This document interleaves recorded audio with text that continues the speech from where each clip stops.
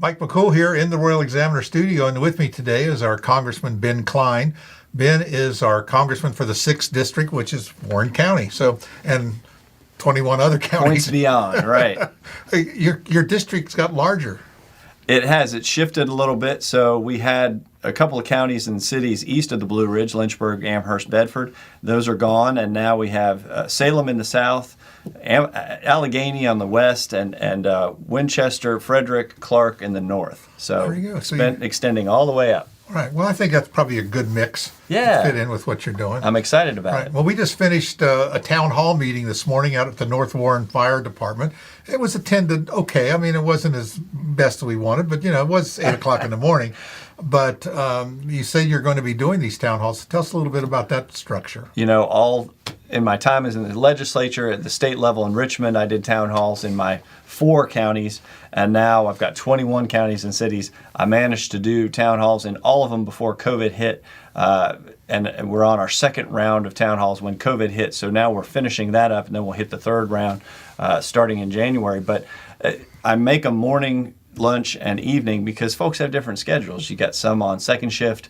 You got working families who have to get the kids to school, can only do lunchtime, and you've got retirees who would rather come out at dinner time maybe. They don't drive at night. and well, that's true. So we mix it up so that folks can get there. And so today was a smaller crowd, but we all had a cup of coffee in our hand, and all got to wake up with a good conversation. Another thing that you do, and I don't know if people are really aware of, and that's these where you send your staff out to the communities as well. Like we come here like every other Wednesday. I think you're at the library. That's right. So in counties where I don't have an office, and the closest one now is Harrisonburg, we'll open one in Winchester starting in January. But we have open door meetings, and that's when my staff come to the communities like Front Royal, Warren County, and sit down and make themselves available, because just as important as the legislative function of government is the constituent services function. So helping with the VA or the Social Security Administration or getting a passport renewed, those are all things that you need to connect with somebody face to face. And while I'm here twice a week going up and back from Washington, we need to be here more, and so staff can be here to help folks. Right.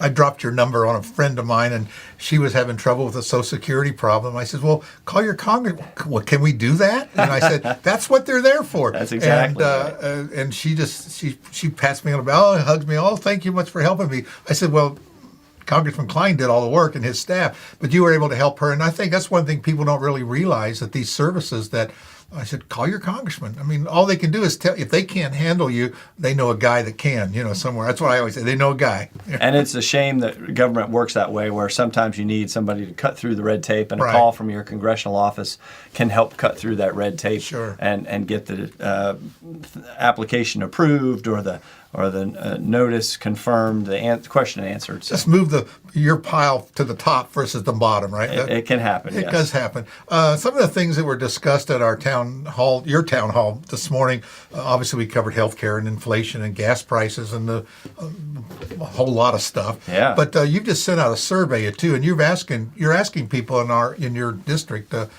what affects them in their life. That's right. I don't just represent the 70% of Warren County that voted for me. I represent 100% of Warren County, the 30% that voted against me.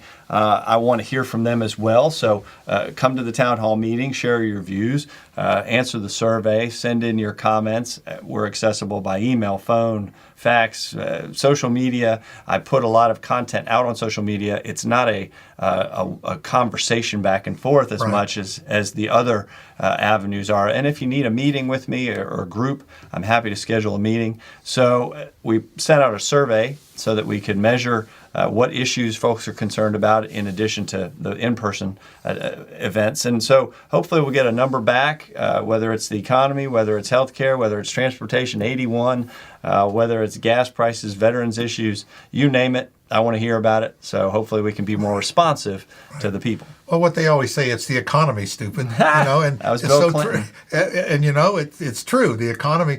And some of the points they brought up this morning, the guy mentioned the commercial about the truck driver. If you have it, a truck brought it here, and we talked about gas prices. We just came back from Philadelphia last week for a quick up and down meeting, up 81, et cetera.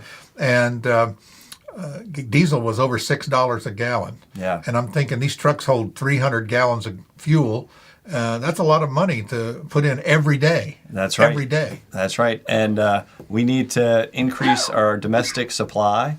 It'll affect the world markets if we can increase production and put a lot more amount of fuel on the markets, and that'll bring costs down and provide a little bit more certainty to the marketplace so that companies know if they start exploring for oil now and investing in the huge amount of infrastructure that's required to transport, that they'll be able to continue to operate and not have the government hanging over their heads with Green New Deal regulations that are going to shut them down. Right. I read in the news this morning that Switzerland is going to outlaw electric cars during the winter, possibly because of their electric grid is overtasked. So that was one of the things that we're switching to electric cars, and all of a sudden now the government says you can't charge them. So I can imagine what the Swedes are going to, or not the Swedes, the Swiss will come out with. A lot of people plug in their electric cars and don't think about where the power comes from,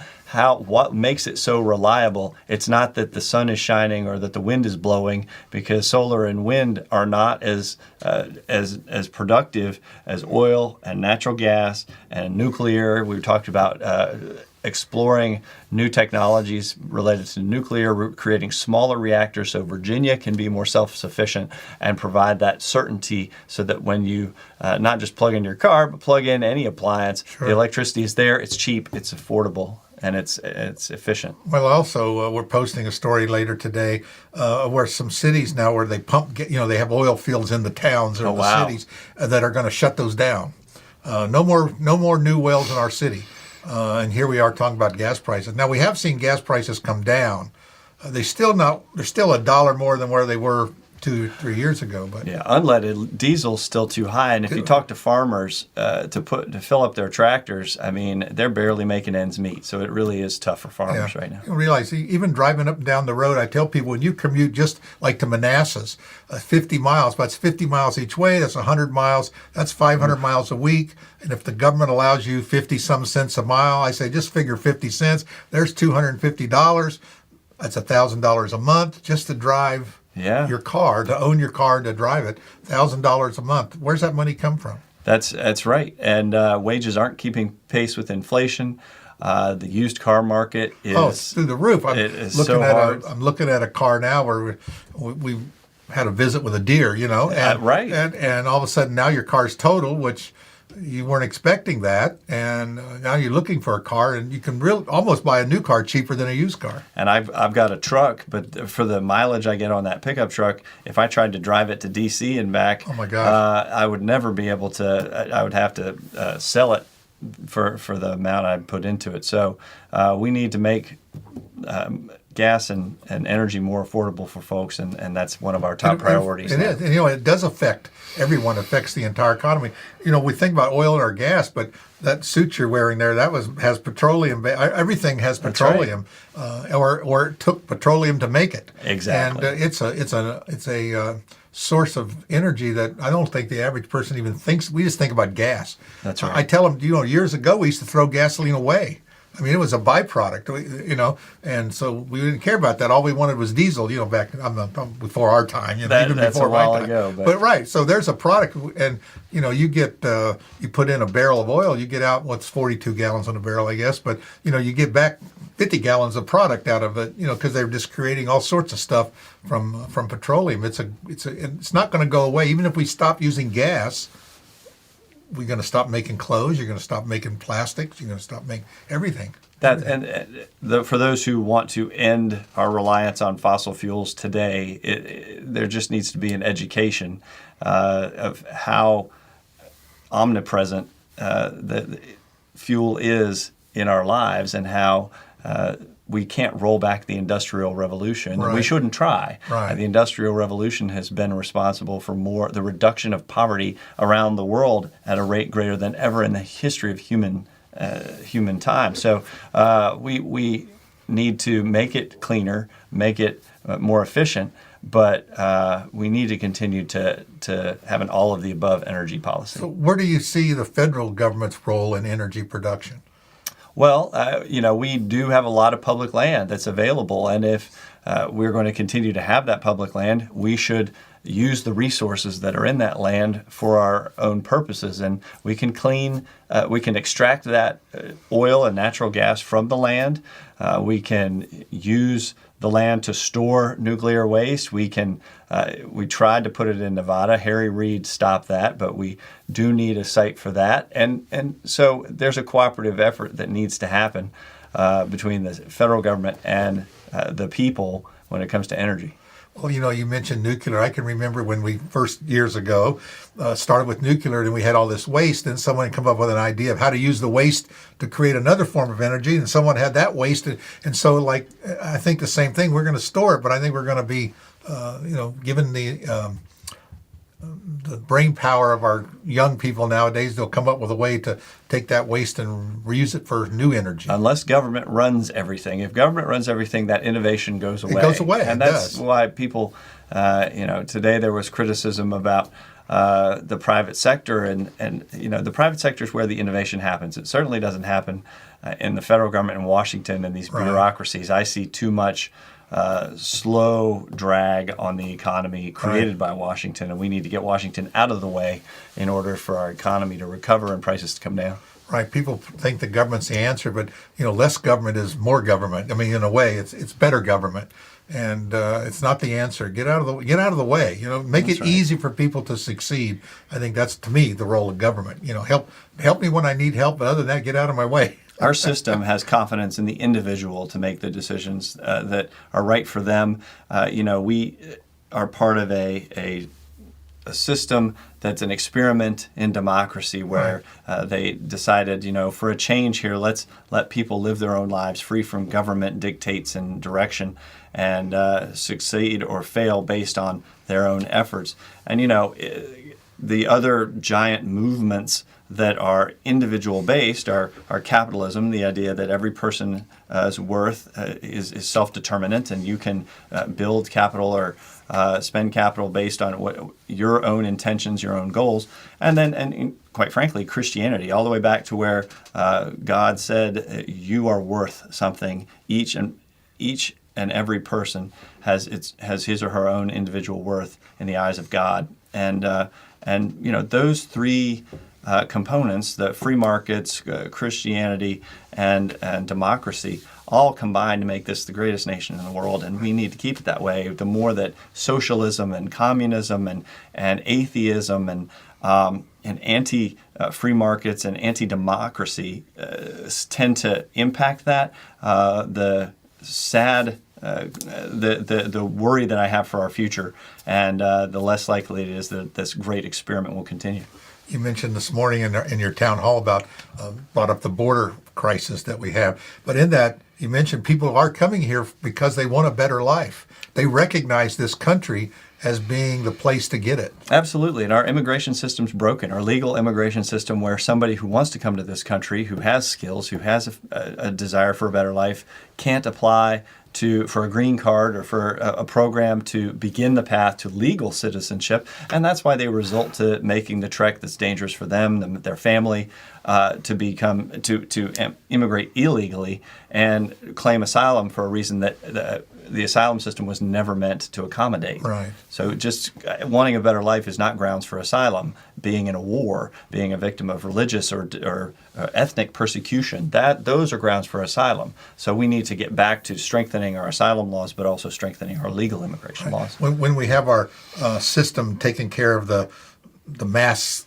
entrance, they don't have time to process and work on the legal side of things. They're so tied up over here that now you've taken resources away from that. And really, I think we talked about, we had the wall, but I think all that did was just funnel it through the correct system so we can utilize our manpower in a better way. Yeah, the cartels have taken over the trafficking of migrants, and they're actually making more money off of the trafficking of people than they are the trafficking of drugs now. Right. And that's a real concern. And breaking the backs of the cartels has got to be a an effort by the Mexican government as well as the United States government. I mean, we can fight them on our side of the border all we want, but until the Mexican government actually steps up and joins us in that effort, that's going to continue to be a problem. Right. But at the same time, they want consistent. They're thinking down the road too. They don't want wishy-washy policies that change at a whim. Right.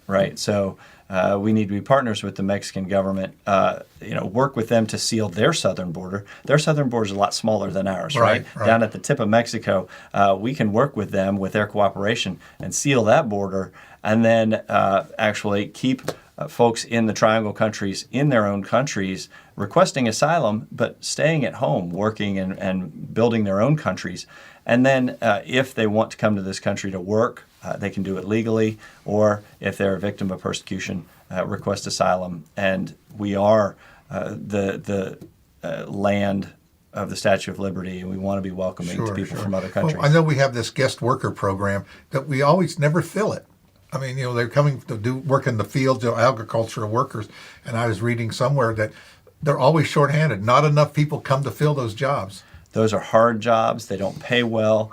They're very temporary, and so most Americans are in other jobs, and so we need that type of ag labor to help feed the world. Sure. And America does feed the world. And for Virginia, our number one industry is agriculture. So we have to try to make those visas work better so that we can bring people here legally so they can work and make them either year round so they can bring their families and be part of this legal society, working and living and raising a family. Right.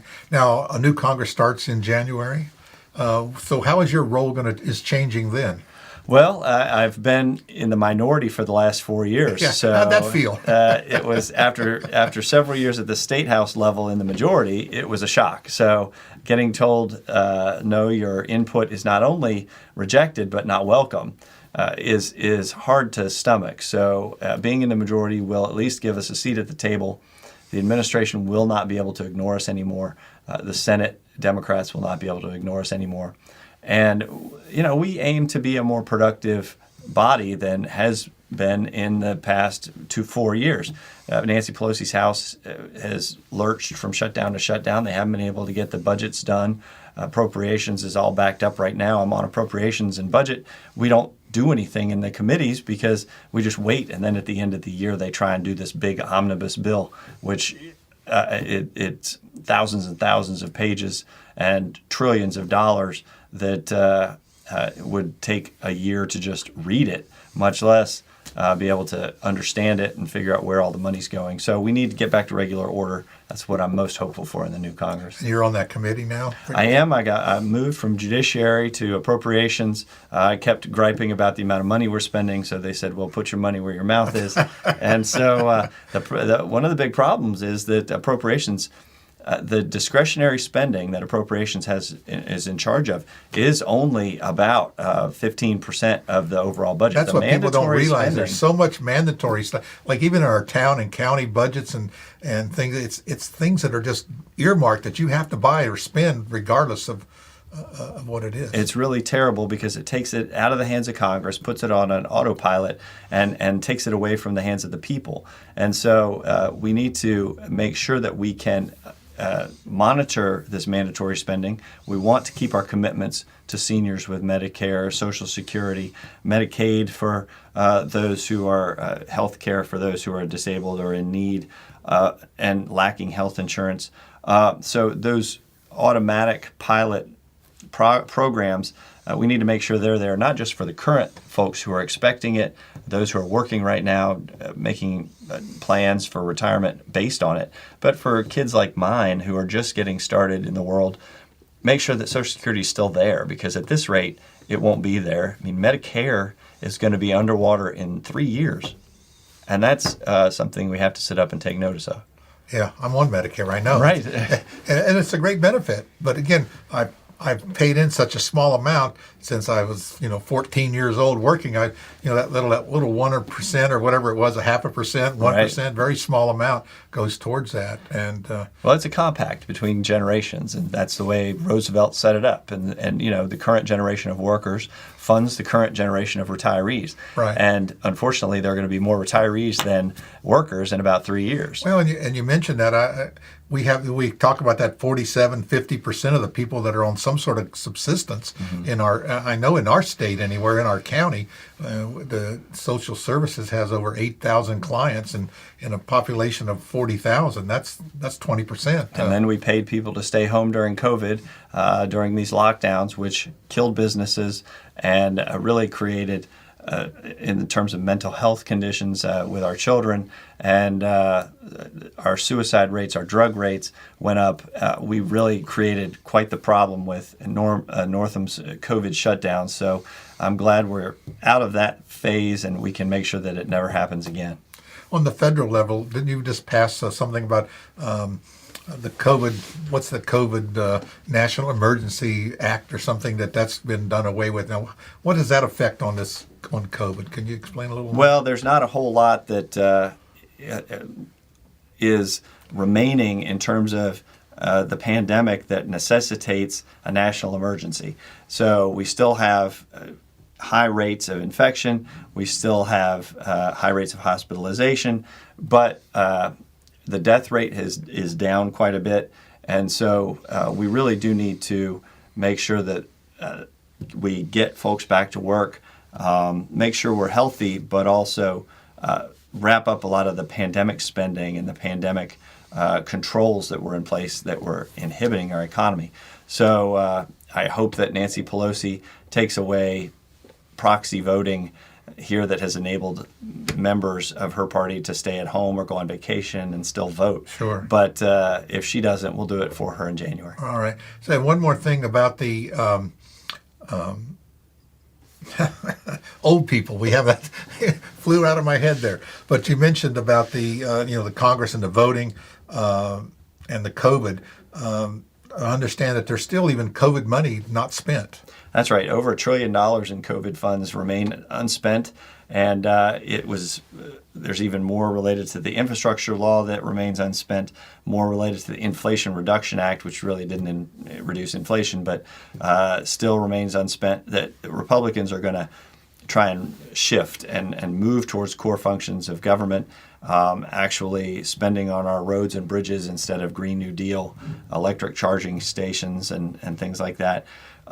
We really do have to try and recoup a lot of that money.